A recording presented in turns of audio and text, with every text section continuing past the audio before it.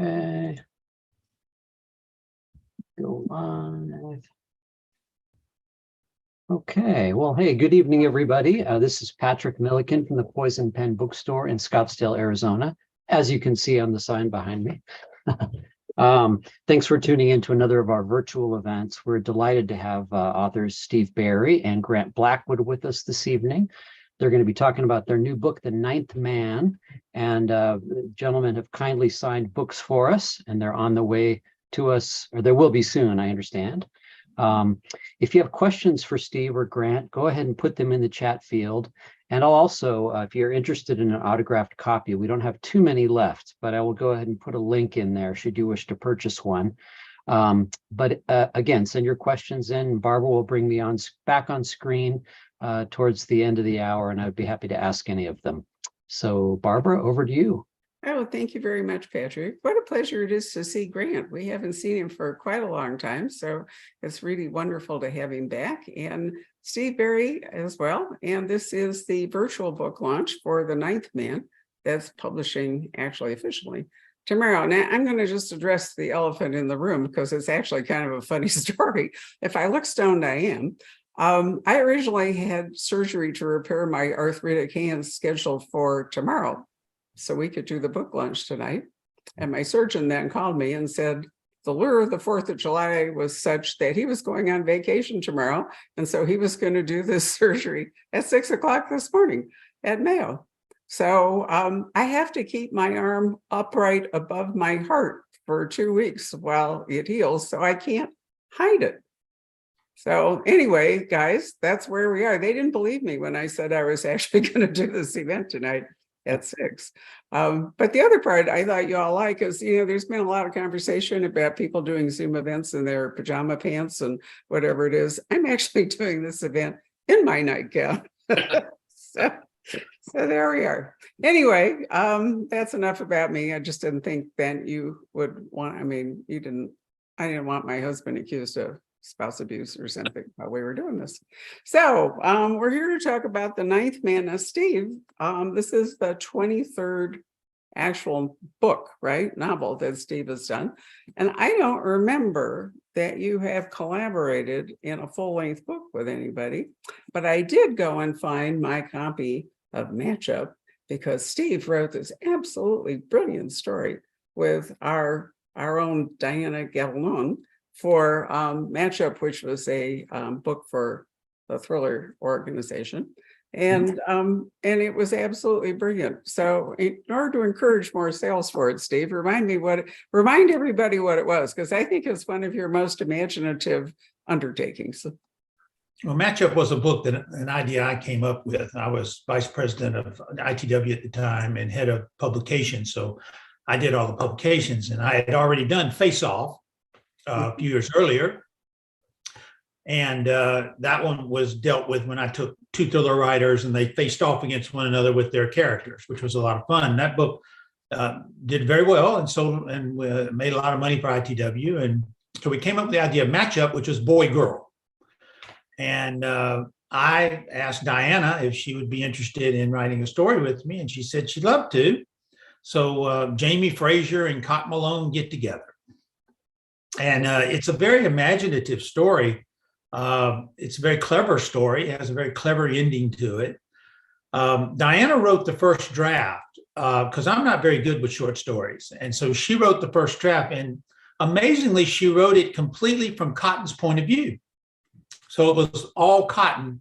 So she basically made my character center stage in her story, which was really lovely of her. I took it and decided it should be a first person. And so we changed it. And we went first person present tense and changed it around. And Cotton goes back through the stones, or does he not? It's hard to tell, but it's a really interesting story dealing with a little gap in Outlander history when Jamie is in prison.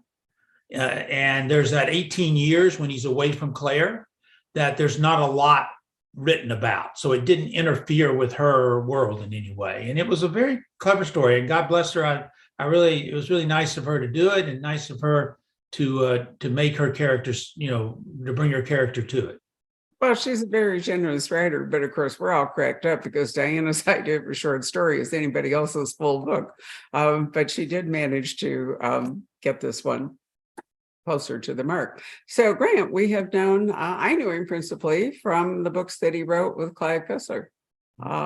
3, I think, in the Fargo series. Is that right, Grant? Right, first 3, yes. Yep. And then you've also written in the Clancy verse as well as in your own. Did you write that book with Tom Clancy while he was still alive? So Dead or Alive was back in 2010, and he was alive. He died in 2013. So that was a collaborative effort. The 2 I did afterward were after he passed away. So yes. Right. No, I thought so, but I wasn't sure that you had. So you're one of the people that actually did anybody else write with Tom before you did that first novel? I think Mark Greaney did as well. Yes. Yes, you're right, because he did spend some actual time with Tom. So anyway, these 2 authors and their first collaboration, which I believe is an anticipated first of 3. Is that right? That is correct. Well, so they have had some experience with this. This is not, they're not virgins to the idea of collaboration. And we are in the Magellan Billet universe, right? Correct. And Cotton Malone, this is not a Cotton Malone book per se. This is a guy named Luke Daniels. But Cotton is a mentor to Luke Daniels. And so there are familiar members of the whole Magellan Billet in the book. So, Steve, why don't this is your book, not mine. So why don't I sit back and you tell us whatever it is you want to tell us, and I'll interrupt when I feel like it. Well, I've been wanting to do a series with Luke Daniels for a long time. He was created in the Lincoln myth, and he's a younger version of Cotton, different than Cotton. He's more impetuous. He gets into trouble. He'll jump in too quickly. Sometimes he doesn't think things through. He's learning the intelligence business. And he was fun for that very reason, because I could have him make mistakes. I always thought he could do his own book, could handle his own book, but there's no way in the world I can write 2 novels in 1 year. There's too much research and there's too much associated with each book, and I just can't. And I wanted to do it. I pitched it to Grand Central, my publisher. They said, yeah, let's do it. So I called Grant and I said, I want to do this, but I need some help. Can you help me out? And he graciously agreed to help me. And I gave him the idea. I had the idea for the first book. I knew what I wanted.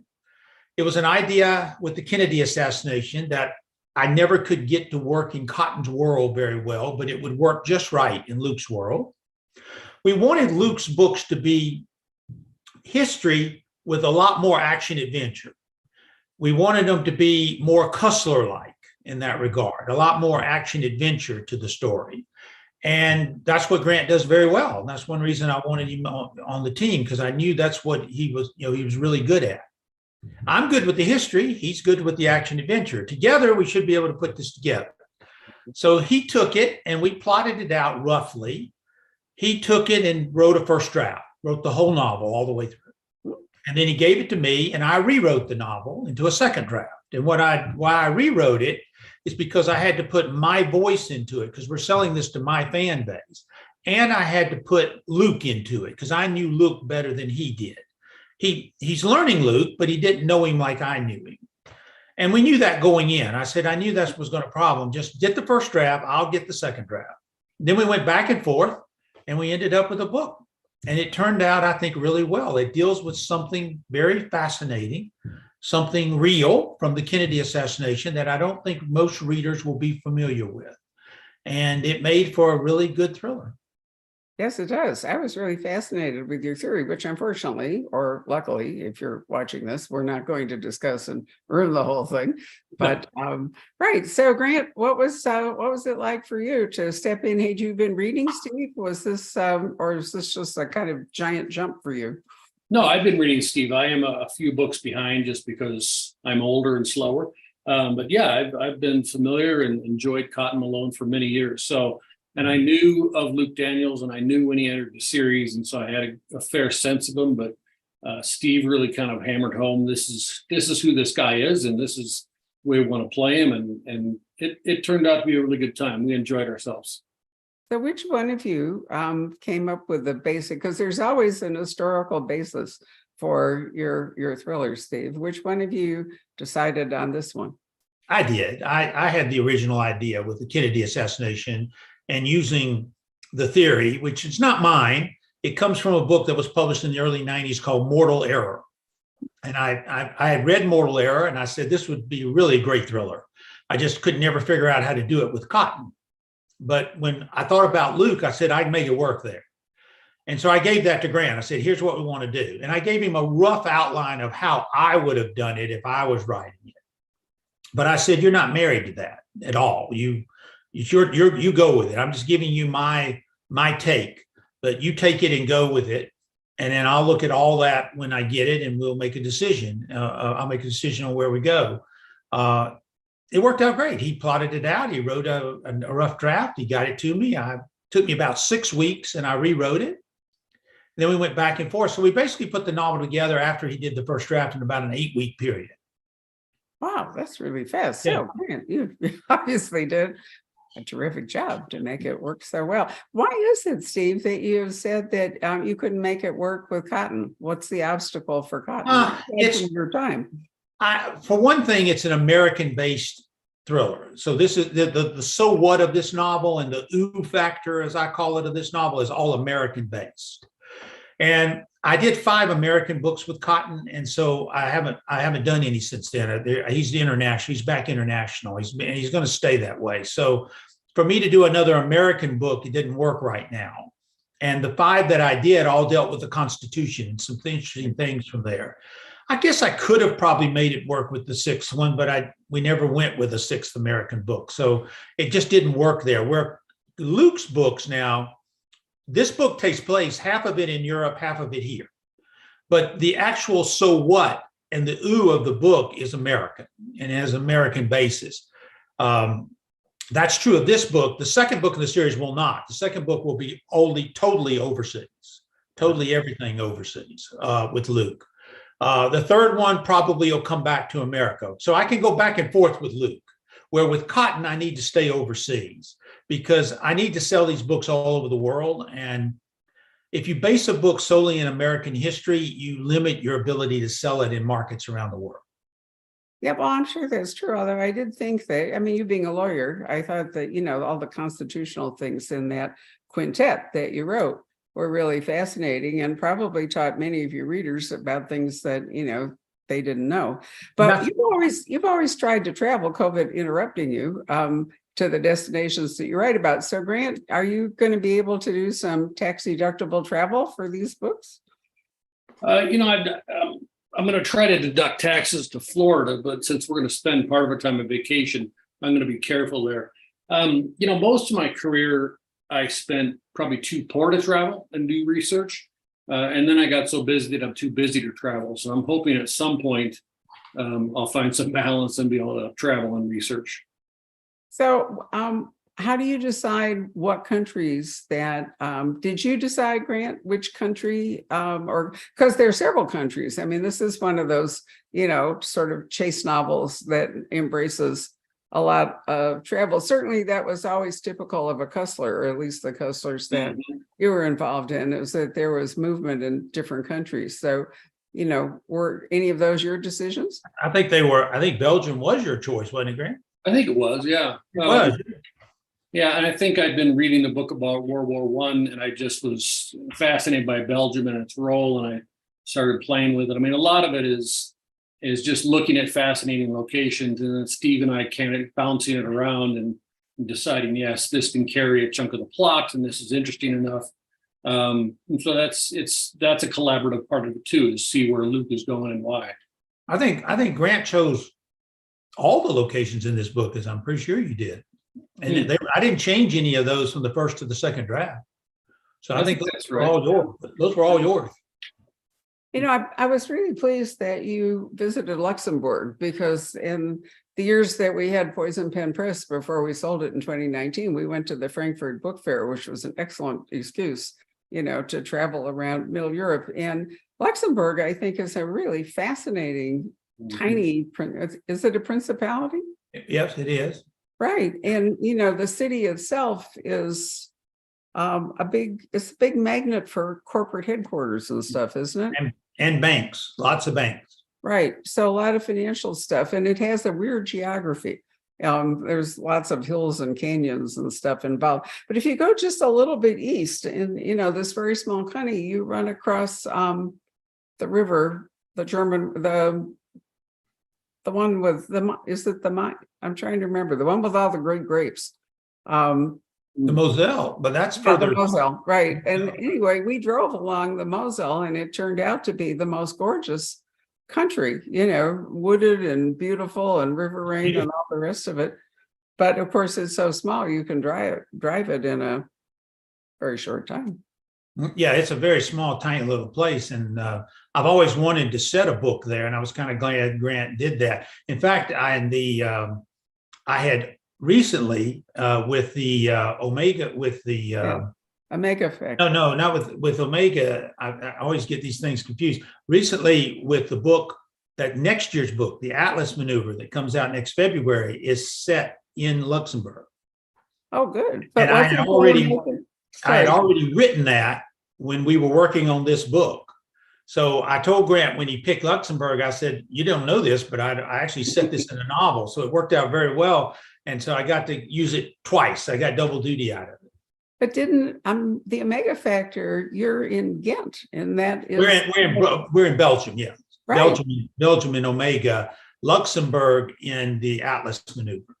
I think this is great because so often, you know, the glamour place like Paris or whatever, you know, cops a lot of the background for thrillers. And I think it's really interesting to be able to go to lesser traveled places like Belgium, for example, and now Luxembourg twice. Yay. And I try to use these places because I want people, the locales become almost characters in the novel. So I try to keep those unique in each book. So we have Cherchez la femme. We have the woman in this book. So Grant, tell us about, is it Gillian or Gillian? Which did you decide it would be? It is Gillian Stein, yes. You know, Gillian is an interesting character for a lot of reasons, and you've read the book, so you know what I'm talking about. But she's a former Marine, and she broke some glass ceilings in the Marines. She's pretty opinionated, pretty hard driving. She's a good match for Luke. She's been out for a while when they get together and find themselves in this trouble. So she's a bit rusty, but over time she grows back into the Marine she was, and she and Luke become a pretty strong team, I think. So do you tell us about Luke, which, you know, we need some background here on Luke because many of your readers may not even remember him at this point. Well, he was started in the Lincoln myth. He's Danny Daniels, who was my president of the United States, but then his term ran out and he became a senator. Danny's been a central character in the novels for a long time. His nephew is Luke Daniels, who is a former Army Ranger who wants to work in the intelligence business, but he doesn't want his uncle to help him. He wants to get it on his own. He wants to do it on his own. But unbeknownst to him, his uncle does step in and get Stephanie Nell to take a chance on him. And in the Lincoln myth, she takes a chance and hires him. But she makes it very clear if he doesn't cut the mustard, he's gone. She's not going to do a favor for anybody like that. But Luke steps up in Lincoln myth and he does a good job. And about every other book, he's been interacting with Cotton. He was in The Last Kingdom, which was the book that came out this year, the Cotton Malone book. And I knew that we had this book coming this summer, so it was a good lead in for him to get a lead in. And I use him, as I said, off and on within the Cotton books. He's a fun character. He was suggested by my wife, Elizabeth. She said, we need a young, hot guy, which Cotton took great offense to, by the way. Great offense to. Like, excuse me, I mean, what about me? Cotton said, but she didn't. She said, no, you know what I mean. So we have a young, I mean, if you think, I know it's going to sound, I always, when I created him, I thought of Matthew McConaughey. But Matthew McConaughey is probably too old to be Luke. Luke's only in his 30s and he's a little too old to be Luke. But I thought of that attitude and that way of the way he is, that laid backness but also a caginess that underneath him, that if he'll be cool with you, he'll be good with you, but don't cross him too far. You know, he can bite when he needs to, and he's growing. And in this book, he grows. There's a significant growth process for him because he has to deal with some very interesting issues in this book. And he's all alone and he has no help and he's got to figure it out on his own. And to his credit, he does. There's a surprise in the novel. We don't want to talk about it. There's a surprise in the novel that will catch the reader off guard. The reason why it will catch the reader off guard is because we didn't even think of it till we got to that point in the writing. So we never foreshadowed it. We never hinted to it. We never gave you any warning of it. It actually occurred to us at that point, which is towards the end of the book. So it's going to come out of nowhere, and boom, there it is. Now, once it comes, you'll begin to think back on some stuff, but there's a surprise, and Luke has to deal with that, and he deals with that in a very interesting and mature way. So I should know the answer to this because we talked about The Last Kingdom in February, but maybe it's the drugs that I'm currently on. Was Luke Daniels the guy that was driving the boat? Yes. I think Yes. he was. No, he wasn't driving the boat. He was a passenger in the boat. Okay. But Yes. anyway, he was involved in the action. And Yes. so, you know, one of the reasons for using him in this trilogy is that are these going to be more, I think you've already said this, but I can't remember if we said it on camera. He's going to be more a thriller, an action-driven thriller. Action adventure. Yeah, we're going to want more. These books the goal is to make them a little more Cussler-like. And that's why I wanted Grant, because he was familiar with that. Grant also wrote for Jim Rollins, so he's familiar with that too. Right. So, and Jim likes action adventure as well. So I wanted a little more action adventure. I wanted some history, but I wanted a lot of action adventure. And with Cotton, there's a mixture, almost 50-50 of those things. But I wanted a little more action adventure with Luke. And we get it here. This is a very fast-paced novel. It goes very quickly. It really does. Which reminds me, Grant, I really miss the dog. I mean, I love the dog that you and Jim. I've complained to Jim. Jim did better with Kane than I did. There were times, and I think I told Steve this. There were times I was writing the Tucker Wayne books, and I had an imaginary scene where Tucker Wayne would take the dog to a spa and check him in there, and then go do the dangerous things and get the dog back out. And I couldn't write that, but that was my inclination, is to keep the dog out of harm's way, which is kind of not the point. So, no, not really. Jim will be here on August 14th. This is a big summer of thrillers. Authors who, I mean, Steve, I don't remember that you've ever published. Have you published in June or July before? I have, yes, I did. Early on, I did The Third Secret in June. And then I did Omega Factor last year in June. So I've done 2 June. I published it every month of the year, except, no, I have done that August too. Now I've done every month of the year, every month. Yeah. Okay, a year-round guy all the way around. Yeah. I tend to think of Steve as a winter author in my mind. You know, I see him. But my main book comes usually in February. Yes. Right. Yeah, and Jim has moved, you know, all over from, he was December for a while, April now, you know. He's August now, I think. Yeah, it's an incredibly crowded month, August this year, which is so interesting because normally it's the orphan month. Yeah, it used to be the dead month, yeah. No, you know, that's one of the things that has come out of the pandemic is that schedules have changed because there were necessary delays. It's going to be like that with the writer's strike in terms of, you know, what's going to come out in the video world because projects got delayed and all the rest of it. But it throws me off because, you know, there's a rhythm that you're used to, and then now it's different. Because usually publishing is closed in August. They basically shut down for the month. They all go to Fire Island. I know. Yeah. Actually, this week, you're at the very end before the 4th of July push. So, you know, it's great that they timed you to do it where people are going to get your book and take it on whatever break there. Yeah, we hope so. That's what we're hoping for. Yeah, I noticed the bestsellers right now is pretty much dominated by women's fiction. Women's fiction has pretty much got a grip on the top 15 slots on the Times list. So we're hoping maybe we could sneak in there and offer a little testosterone for just a little change. I just looked at the list, the preview thing in Publishers Weekly, which for those who don't know, it is kind of the trade magazine of the publishing world. And you're right, it's the TikTok Colleen Hoover effect to a great degree. But for a long time, thrillers dominated the bestseller list, and now there's a bit of a switch.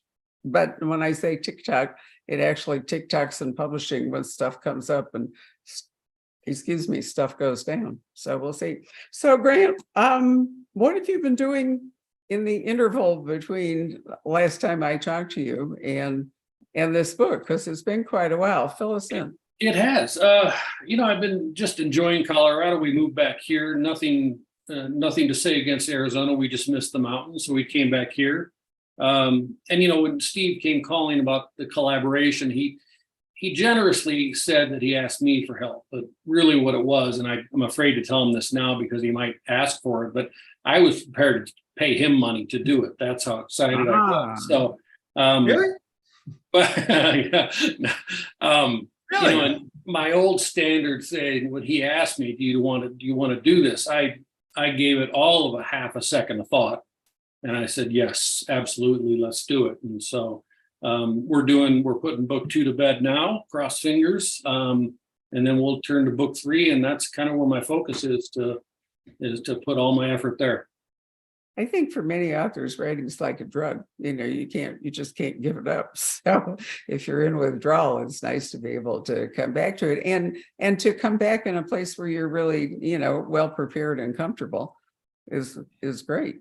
Well, and Steve and I have very similar thinking about thrillers. And the biggest one, I think Steve would agree, is that for us, it's all about entertainment. I mean, that's why readers pick up thrillers, is to be entertained. And so being on that same page for Steve and I was a big deal.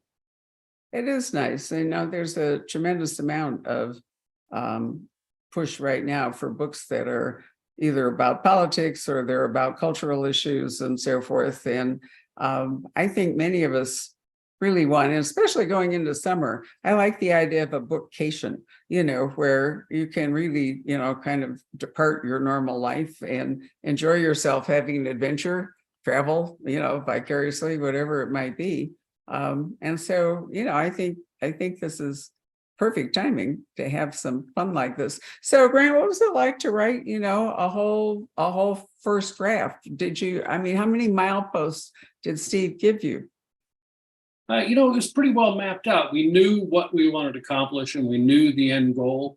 The trick really became, and I think Steve has said this, is that the Kennedy assassination, which is central to this book, is a seminal moment in history. And I kind of think of it as it is the greatest unsolved mystery of all time. And so for us, the question became, how do you unravel a mystery that has been buried for 60 years? And what would that look like on the ground? And that kind of became Luke's journey. It starts out in a way that doesn't seem to pertain to anything. And by the end of the book, the reader realizes what an old and mysterious journey they've been on. Yeah, you guys aren't old enough, but person my age remembers exactly where she was when the news came out of the assassination. I was actually in a master's class with a law professor at Northwestern University, and when all of this broke, and then I remember everybody rushed to their TVs, which were primitive by today's standard, and watched Jack Ruby walk in and kill Oswald before. It was just like it was really weirder than a movie to see that. I appreciate you saying that I'm very young, but I actually was alive then too. Okay, but I appreciate that though.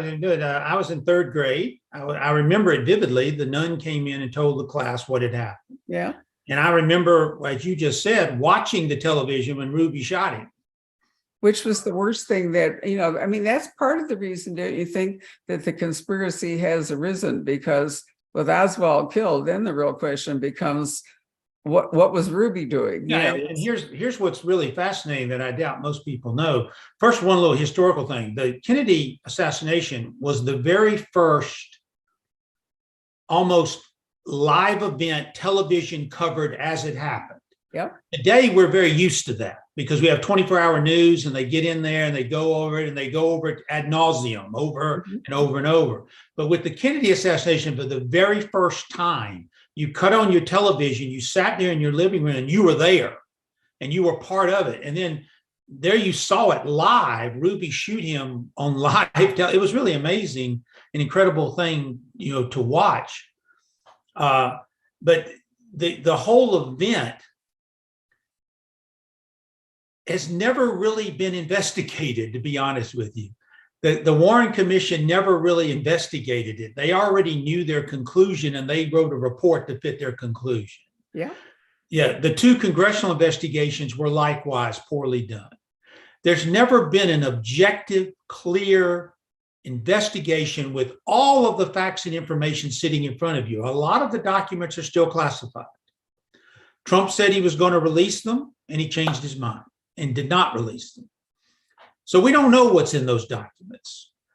Does it back up the theory from mortal error? Who knows? We don't know the answer to that question. Certainly the withholding of those documents raises some questions. After 60 years, you would think it wouldn't matter anymore. Everyone's dead. Everyone associated with that event is dead. We will never, ever know the truth of what happened on November 22nd, 1963. We'll never know. Yeah. But it makes for great thrillers. Well, no question about that. But, the thing that Ruby compounded the tragedy because he took out, the only person who could actually reveal what was behind it. And here's something I doubt very many people know. Ruby wanted to talk to the Warren Commission. He wanted to speak to them and they wouldn't talk to him. They wouldn't interview him. They wouldn't take a statement from him. They wouldn't do anything from him, which is insane. Why would you not speak to the man? He said, I will talk, but I want to talk to you guys, only to you people. They no, we're not doing that. So we never knew what Ruby had to say because he never spoke of ever publicly of why he did it or what. And he died of cancer a few years later in jail. Last week, Riley Sager, we launched him at the store and he's based his new book, the only one left, on the Lizzie Borden case.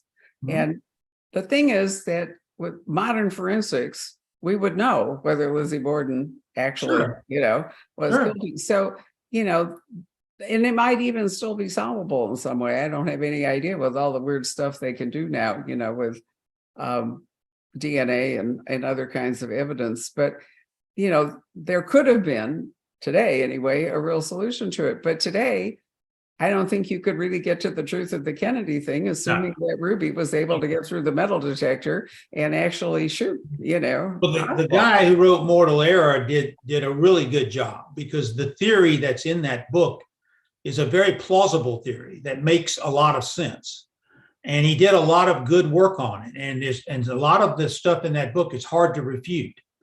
And there's a lot of things that happen afterwards that give credence to what was written in Mortal Error. For example, the Secret Service removed Kennedy's body and took it back to Washington over the objections of the Texas authorities. They would not allow the Texas medical examiner to examine the body. That body was never looked at by the Texas authorities. And at that time, killing a president was not a federal crime. That was a Texas murder. And that body should have stayed in Texas and should have been autopsied so that they could put together the evidence they needed for a trial. But the Secret Service at gunpoint removed the body and took it back to Washington. The subsequent autopsy in Washington was poorly done. Very little was gleaned from it at all. And most of the records and photographs from that autopsy no longer exist, which is very interesting, all very interesting. It is very interesting. But, you just said something that really surprised me. I had no idea that killing a president was not a federal crime. Did it become one as a consequence? Yes, after 1963. But in 1963, that was not a federal crime. That was a state murder, a Texas murder. And that body should have been examined by the Texas medical authorities, autopsied, and then released. Secret Service would have none of that. They took him right from the operating room, right to the plane, put him on the plane, took him home. A staple of thrillers and many other forms of crime fiction is conflict and territoriality between investigative bodies. I mean, many thrillers have big sections where, it's like the FBI facing off against the local police or the CIA or whatever it is. And I didn't realize that had actually happened. No, it was a very confrontational situation.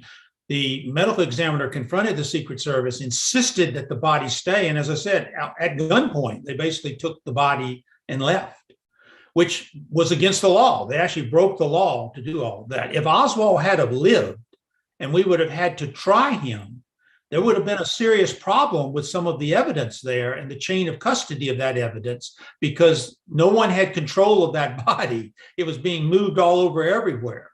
So if Oswald had had a subsequent trial, they could have had some serious evidentiary problems. Wow. So every thriller needs a great villain, right? And so we have not talked about Thomas Rowland. So Grant, was Thomas Rowland your creation? No, that was a joint creation. We wanted a guy, I think of Thomas Rowland as the kind of behind the scenes puppet master that you never hear his name, but he has just amazing influence. And if you do hear his name, it's probably the last name you hear, because he's gotten interested in you and things are going to go bad for you. But he's a longtime CIA guy who lives in a very dark world and does dark things, and he is hugely influential. But he's one of those ones you don't hear anything about because that's the way he wants it. Thomas Henry Rowland, he's a amoral sociopath. Yes. And that sums it up. Wow. You're not missing any words there. He's named after a friend of mine here in the neighborhood. He's one of the neighbors. Another amoral sociopath? No, he's not. I tell people all the time, when I use your name for a character, the character is not you. Doesn't look like you, talk like you, act like you. It's just your name. And you're not the only one in the world with that name. So, but Tom wanted to be a character in the book. And I said, well, you want to be a bad guy? He said, yeah, I love to be a bad guy. So I play golf with Tom all the time, and he's the amoral sociopath. A lot of the characters in the book are neighbors here in the where I live. There's a lot of neighbors in there. So that brings up a question that often comes up in these conversations where people ask authors about naming. How do you come up with the names for your characters? So Grant, when you were writing with Clive, the Fargo series, did Clive come up with all those names? Or was that do you remember, a collaborative thing? It was a collaborative thing. There, Sam and Remy were Clive, of course. But I think most of the character names I came up with, if he didn't like it, he would, of course, tell me. There were a couple times we had a laugh because Clive was known for his outrageous names in the Dirk Pitt books. And he'd come back to me a couple times and says, this name is kind of ridiculous. And I'd have to point out, Clive, you had some pretty ridiculous names, didn't you? But it was mainly me. And if Clive didn't like it, he'd let me know. Well, he would. That's very true. So where did you go for names? I mean, how do you decide what to call a character? And is that influenced to any degree by characteristics? That's a terrible phrase. Characteristics of the character, but names have freight, don't they? Names have emotional freight. Oh yeah, you've got to be careful how you name the characters. And I tell people all the time, the name has to fit. And Thomas Henry Rowland was perfect for this guy. Yeah, it's a perfect name for this guy. And I have to say, I'm probably at fault in here more than Grant is, because I changed all the names in the book. And I had not explained to Grant beforehand how I like to name things after people. He understands now, and so he understands how we do it now. But I knew I wanted to use a lot of the neighbors here for the book. And well, it's just fun. I mean, they get a big fun out of it. They enjoy it. And I used a lot of the people. We built a house here, and in the Last Kingdom, most of the characters are the people who worked on this house. They were the craftsmen who worked on this house were there. And Derek Coker, who's big in the novels in the Last Kingdom, and in coming up next year as well, is the builder who built this house. So I like to do that, but it's got to fit. And I have to be careful, though, because you don't want the names to all start with the same letter. Right. And you don't want them to sound the same. So I got to be careful about that. And but I'm probably at fault. I like to name it. It's fun. I mean, the people enjoy it and they get a big kick out. I only do it with people I know and people who are good sports about it. I don't think at fault comes into it at all. But, I think all of us have emotional weight that we put on names, probably based on people we knew or, life experiences. I mean, I shouldn't say one, but there's one male name that just never works for me. And even when I'm reading a book and it comes up, it kind of puts me off. So you can't tell us what that is? No, I'm not going to tell you. It's not Steve or Grant. It's not Steve or Grant. But if you're using real people's names, then I can see that. But I was really sort of thinking about, we've had people talk to us about somebody went back and looked at the old plague rolls, for example, and might have even been you in The Last Kingdom. I can't remember, but, looked for interesting names that had appeared in, death rolls or, looked in old phone books or. I used to do that. I used to use old phone books and all. And I tend to use now people I know. It's just it's fun and I enjoy it. I would never do it to a stranger. And I don't do auctions anymore. I was going to ask you, because for a long time, people would pay for a naming right. I don't do that anymore because I don't know you and I don't know how you are. And I know of a writer who got sued for that. Really? Yeah, because he used a name and the guy said, well, you made me look bad. And the guy said, it's not you. It's not you. It's just your name. It's not you. But yeah, they had problems, but I don't do that. I do it with people I know and people who are good sports about it and who want to be in there, who would say, yeah, I love it. I want to do it. Now, I never use a real person's name if a character is like if it was to be a pedophile or something. I would never use a real name there or something like that. And I had a character once who was a very cruel, mean, vicious kind of guy who really hurt people. And I used a fictitious name there. I don't do it there at all. But Thomas Henry Rowland was fun. He's just an amoral sociopath who does crazy crap. And Tom loved it. He enjoyed it. He's embraced the character. We're doing an event here in Orlando on Wednesday night, and he will be there. So you can make him a star. So what about Jillian Stein, Grant? She will be there too. Oh yeah? She's a real person too. Right. Well, you've come up with some interesting names in the Cotton Malone series, Cotton Malone being one, for sure. Anyway, moving on. Grant, what was your original contribution to this book? Is there one you can name? My original contribution? Yeah, something not from Steve, something that was Grant. I think mainly it was just the way it played out. I mean, Steve and I kind of knew what needed to happen throughout the book, but I think one of the things I love doing is how they get from point A to point B, what happens in Luxembourg and where they do it. So that was all pretty original. Steve and I would bounce things back and forth to make sure they were working right and we were heading the right direction. But I love that part, kind of going from scratch and getting Luke in trouble and figuring out where that's going to happen, what it's going to look like. That was all you, because you did that all in the first draft. So all that progression was yours. I made some changes to it, but it's pretty much stuck to the format that you had. And I think the beautiful thing about that is that, when I'm doing that, I'm really close to the forest. So it's hard to see the trees. When Steve gets it, he's able to look at it kind of at a God's eye view and see if it fits our whole model. So it worked really well that way. So when you came back to the U.S., you picked a couple of locations. Which ones are those? No, he picked them all, so they're all yours, man. The Bayou. We went deep in the Bayou to find somebody that Luke needs to find, and of course, we end up where it all happened 60 years ago, Dallas, Dealey Plaza, and then it ends up in the middle of nowhere. Up in Montana, or excuse me, Wyoming. Yeah, Wyoming, near Yellowstone, not far from Yellowstone. So it really is a tour. And I think that, it's almost impossible to write a thriller that just takes place in a static location, isn't it? Doesn't there need to by definition, you can't. It's got to be big. It's got to be, big. And I like different places. And I told Grant that. I said, don't get locked into one place now, move around. And he did. He moved around. He went from Belgium to Luxembourg to Louisiana to Texas to Wyoming. So we got a good run around the world here.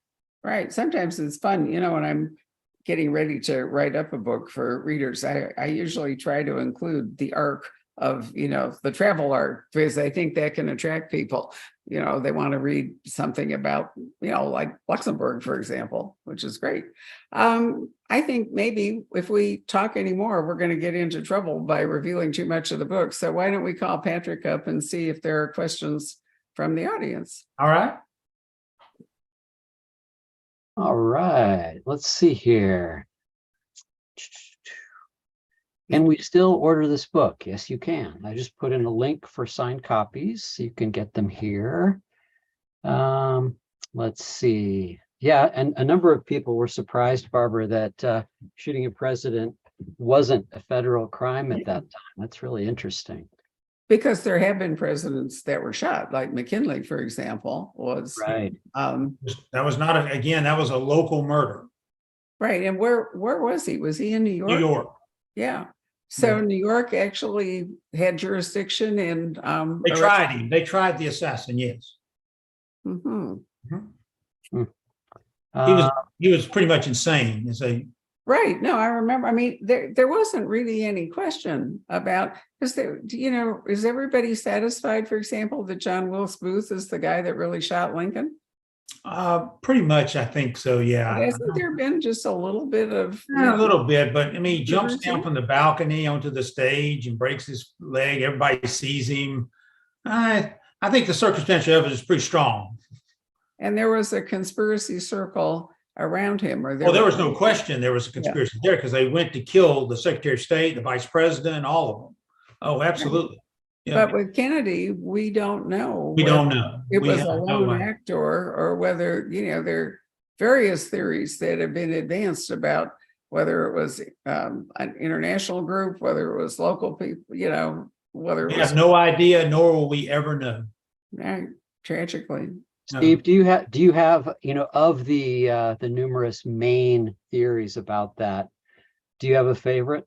Do you have one that you I like the one we're used in this book. I'll be honest with you, it makes perfect sense.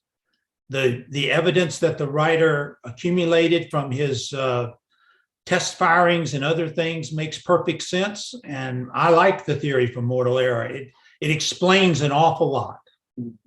Right. I meant to point out too, it's really hard to, if I hold it up really closely, I must admit, when I got the book, I couldn't figure out who the blurry figure, I can't use that hand. I can see him. Yeah.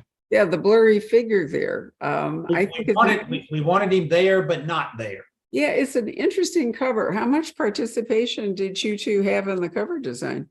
Well, I had originally designed another cover, and we had a different cover, and we were all good with it. And then one day they called me up from Grand Central and said, we came up with a new idea, and they sent me that. I had called it The Ninth Man with the word ninth, because, the old rule is you don't use a number in a title. But I don't know if that applies much anymore in the electronic age. You probably, as the old days, it was the way the books were indexed and the way they were alphabetized. The number messed everything up. Today, I don't think it matters. So they came back and said, let's change it to the ninth with the letter 9 and put Kennedy in the middle. And I said, that's a beautiful cover. Mm-hmm. And so that was really Grand Central's creation. Well, points to them, because I think it's very effective. It's very well done. It is. Back to you, Patrick. Sorry. I was going to say there are lots of controversies or conspiracies around the whole Zapruder film footage too. How that's been doctored with, and they're very interesting.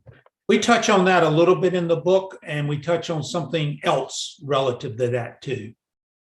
Cool. Can't tell you, but we'll give away, but we do. Right.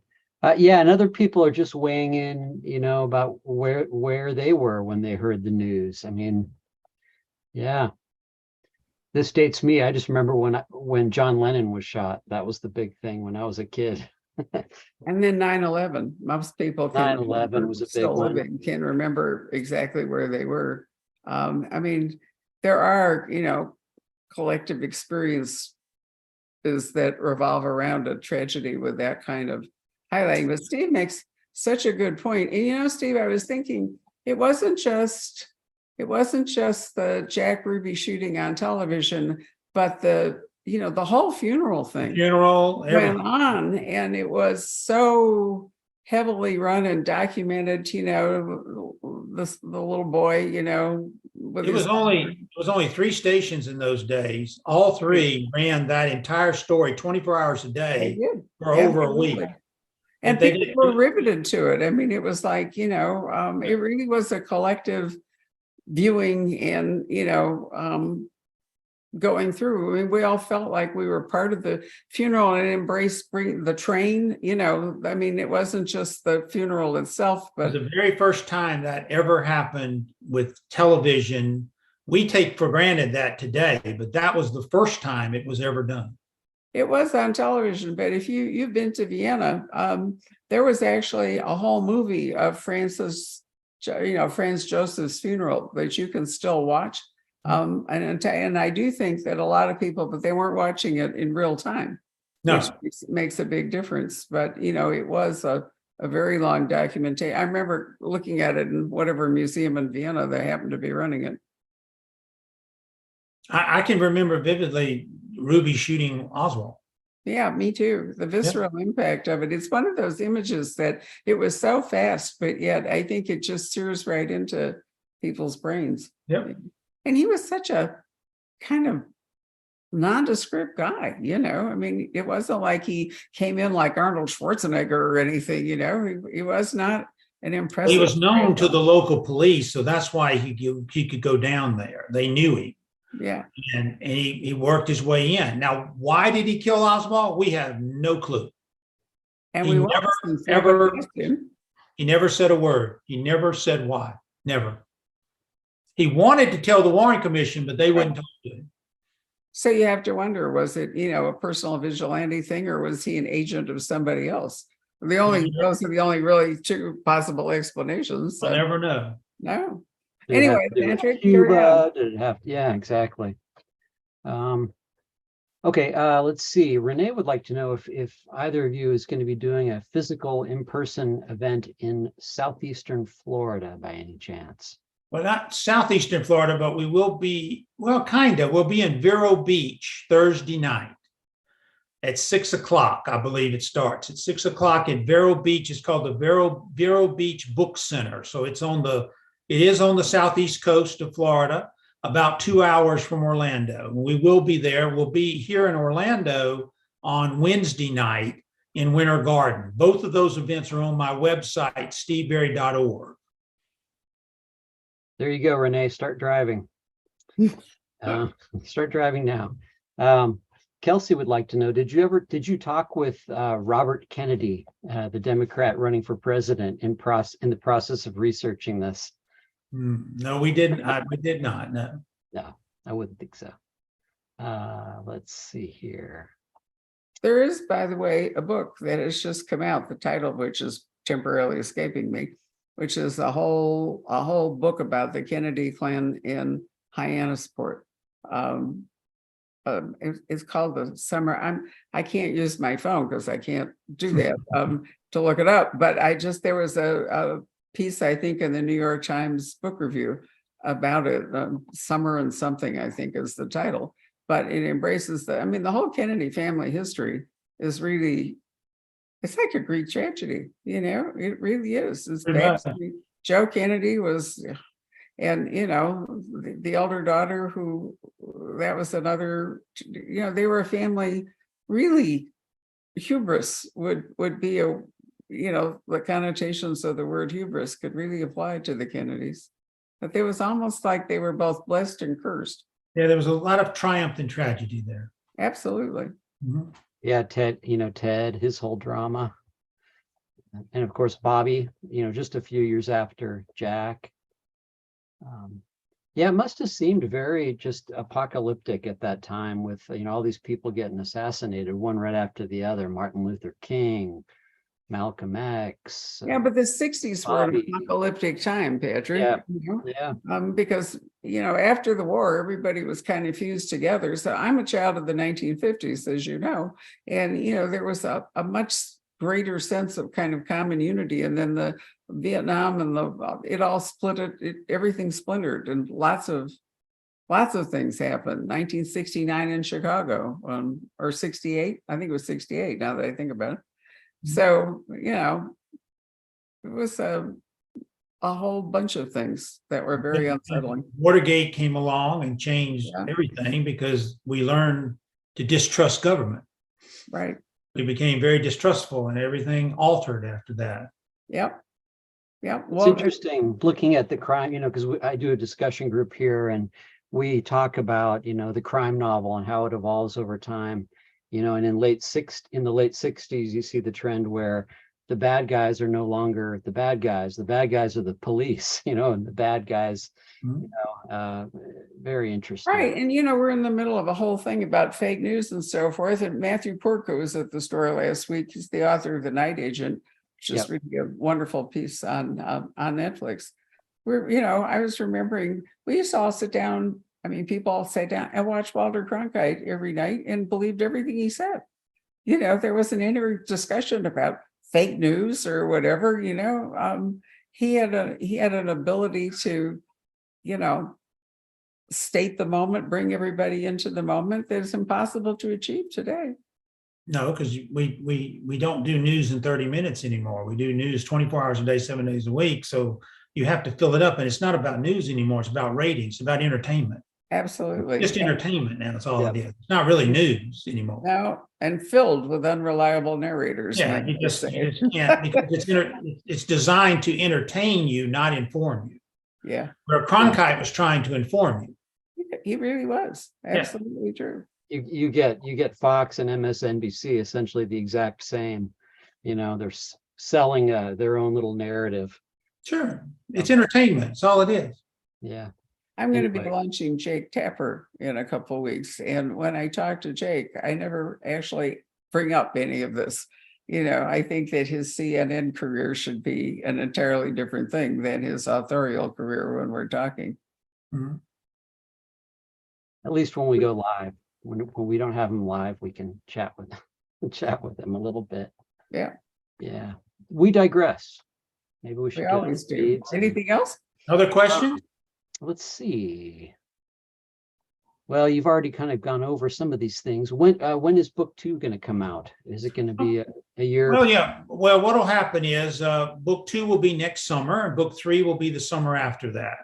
We're finishing up book 2 right now. It's going to deal with Russia, and something very interesting that I've been wanting to do for a long time with a Cotton Malone book is the Lost Library of Ivan the Terrible, which was a real library that disappeared in the 15th century. And I've been wanting to use it in a thriller, and I couldn't figure it out. And Grant figured out a way to make it work. Wonderful. And so I kept asking, I said, I sure want to do this. And finally he said one day, I think I figured out a way, and he did.